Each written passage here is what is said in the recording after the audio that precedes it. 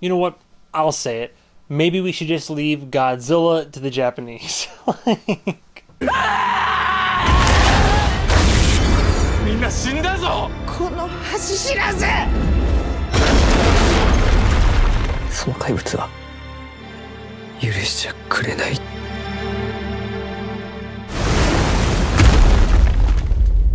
ゴジラ-1 and today we have Godzilla -1. Easy contender for most, I don't know if you want to call it weird or I guess more unique title for the year. Doesn't make sense at first till you think about it contextually, and then you're like, huh, well that's interesting, that's, you know what, I can kind of get behind that. We got to see it in IMAX, so I'm very glad we got to see it in IMAX, and on a rare occasion, normally when Regal gives out posters whenever there's a movie coming out, the posters are just, you know, that it's the poster, right, for the movie, but sometimes it's just like plain or bland or just kind of, you know, an okay poster off. I'm not gonna lie though, this one, like, see this? Like, this goes hard.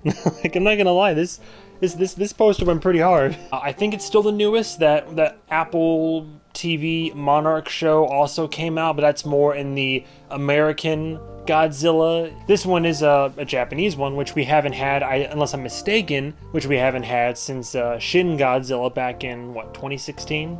Now, I will preface this. I did some research, but at the same time, I am no linguist, so I'm going to severely butcher some names, but I will have pictures up here. I hope I didn't get any of this incorrect, but if I did, feel free, as people often do, to correct me in the comments below. But the director, and it's kind of cool because the director also has a heavy background in VFX, like visual effects, you know, did like digital or otherwise in films. But this is a Japanese director and VFX supervisor, Takashi Yamazaki. In terms of films, the most recent film he did besides this was last year's Ghost Book. Never heard of it, but boom, that's the second most recent thing he's done. And more like most well-known for, or just well-known for, would be 2013's The Fighter Pilot. But what's kind of neat in terms of prior experience, he was the VFX supervisor for the previously mentioned 2016 Shin Godzillas. I didn't have a good history teacher in high school, unfortunately, so between that and my own laziness, I'm not very adept at historical canon, basically. So again, you're gonna have to bear with me on this one. But the premise of -1 is that it's a post-war Japan that's already been decimated by war and loss, and they're already at their low. They're already at zero. But now, boom, Godzilla ends up coming into play. It's terrorizing these regions right as they're still recovering and trying to rebuild from the war. So the whole premise is that they weren't just at zero, they're at -1. Like that's how bad things are. We're in the negatives now. Quick couple shout outs as well. There's a lot of people in the cast, but our main lead, and Kamaki Ryunsuke, basically, our lead actor, star of this, great job.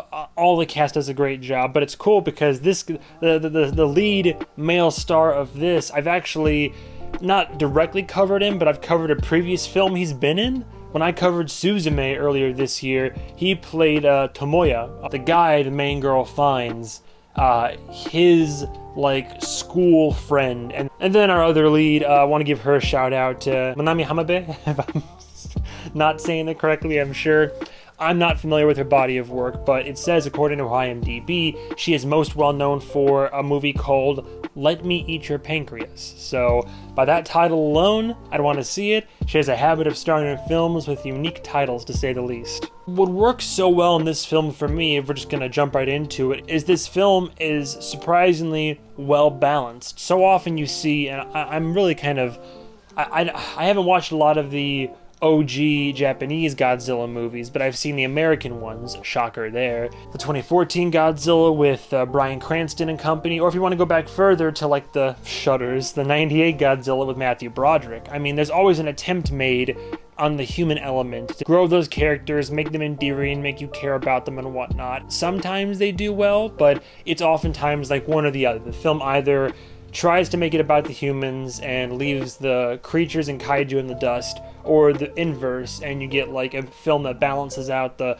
kaiju fighting with the character development. They are very rarely able to achieve success on both fronts. But this film, I'll tell you, while not having Godzilla in a predominant amount of this film, don't get me wrong, there's plenty of scenes with Godzilla and Godzilla action, but a lot more focus on the human element, and our main character, a kamikaze pilot, ashamed of what he hasn't been able to accomplish with his life and trying to rebuild and incidentally kind of help to support a found family. I can get into it more, but I won't, I want you to experience this. The characters are all great, all likable. I gave a rat's ass about both Godzilla and the humans. It's just well written, well acted, well developed characters, and the balance in the film is done very well. Brilliant character arcs, like no complaints. Like it's all the few main characters have some great arcs, and even ancillary characters, they all serve their purpose. They maybe have an arc, maybe don't, but all contribute equally well to the narrative. Again, it's all well balanced, it's all handled proportionately. The movie makes you care about all these characters. They're just handled really well, they're all written really well. Godzilla looks and sounds great, and this VFX artist is very talented, especially working with what little he had to work with, and I'll get to that in just a few seconds. But it's funny because the Godzilla looks like it takes a lot of design choices from like the OG old Godzilla, thick thighs, destroying lives type of deal, but also like, look, for the most part, it's intimidating, it's silly, and it's just you're just like, oh, okay. But also sometimes, like the way that its arms are set, it almost looks like an animatronic, and as it's walking around, it's just like. And that was, part of my lizard brain, pun intended. It's just like, LOL, look at the little guy, but then he decimates an entire city. You're like, oh, look at the little guy. Here's why I give this movie even more props for its effects and the VFX department in general. Is, let me put it to you this way: if we're going based off of just the recent American Godzilla movies, Godzilla 2014 had a budget of and these are all approximations, $160 million, and that's US currency. I'm going all by USD on these comparisons. The sequel, Godzilla King of Monsters, had a budget of about $170 million. And then the big Clash of the Titans showdown, funny enough, not an exact figure, but Godzilla vs. Kong had a budget estimated between $155 and $200 million. To put that in perspective, that's the budget for those American big Hollywood blockbuster films.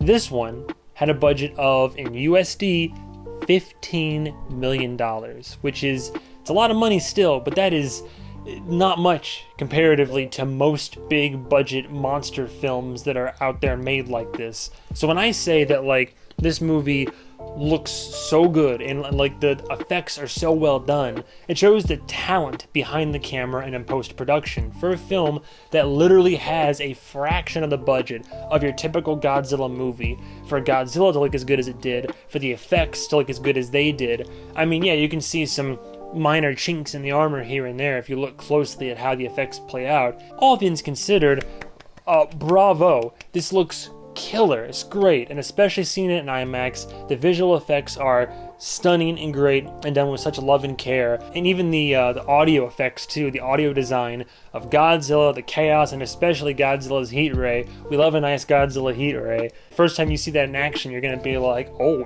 damn. Cool, nice throwbacks to OG Godzilla. Granted, being in that time period at the inception of Godzilla, it also makes sense. The music, some music cues, the way that Godzilla moves. I already mentioned Godzilla's overall design from a visual standpoint. A lot of it harkens back to the OG stuff. So it's really cool to see new modern adaptations come into film and television that still innovate while paying homage to its origin, to whence it came. That's what I like to see in media like this. Part of what helps the balance so well, this film is not dominated by the kaiju itself. It is not just a Godzilla on screen for 95 minutes straight. When Godzilla shows up, it's impactful, it's big, it's this gargantuan force, this seemingly unstoppable thing, this presence of being, like a force of nature, quite literally. Nature's repercussions from like human experimentation and intervention, basically. So then for there to be such a heavy focus on the human beings, it's done so in a matter where it's war-torn. It's the Japanese people trying to get together, and they're like, look, the war has affected all of us. Anybody who has not had to fight in this war, consider yourself lucky, but we all have like trauma bonding here. We've all been through this war. We'll still fight in this war. And now this creature comes into play. The government is not going to help us. They're not even going to publicly acknowledge to the world that this is going on. So we, as people, as citizens, are banding together to try to solve this problem, come together and stop it. Not necessarily for, the war effort, not for our country even to an extent, but for each other, for us, so we can live our lives. Where it's the whole ideology of like the human beings, the human spirit coming together, working together, and just trying to help each other, help your neighbor. And in this case, just like, that always works well in a story when it comes down to it, because at the end of the day, it's true, is that you put all the governments aside, all the corporations and whatnot, it's the people that make up the world and our communities and all that. And sometimes an extinction level event issue like this can only seemingly be solved when the people band together and try to think of a solution and then enact it. And it's really cool to see the human spirit endure and persevere, endure and survive. The very tail end of the year, here we are, November, December, and the bangers are coming out one at a time. I didn't expect to love this movie as much as I did. I didn't expect to come out of Godzilla -1 and be able to once again say, you know what? No notes. Like, all of us were thinking about it for hours after. We had dinner, we had conversations, my group and I, and we're like, find a flaw in this film. And as far as our opinions go, this and mine even now, I can't find a flaw in this film. I don't think it does anything incorrectly. It's very well paced, it's well balanced, it looks great, sounds great, it's fun, it's engaging. It kept me even guessing a few times. I figured out one small twist toward the end, but not all of them. And there's even a couple emotional moments. I didn't think that a Godzilla movie would have me getting teared up like, I will say Bryan Cranston's bit at the beginning of a 2014 Godzilla, that one was very emotionally charged, and it always gets me. But in terms of this, like, there's a few little tearjerker moments, but one big one at the end. I mean, I'd be surprised if you didn't cry. I cried a little bit. It was I didn't think I would be crying during this movie, but here we are. Anyway, you already know where I'm going with this and all that. Now, do I adore this film beyond all adoration? Not quite, but no flaws, no notes. I really like this film. I can grow to love it if I watched it again. So, for all those reasons, and most likely many more, I would give Godzilla -1 a 5 out of 5.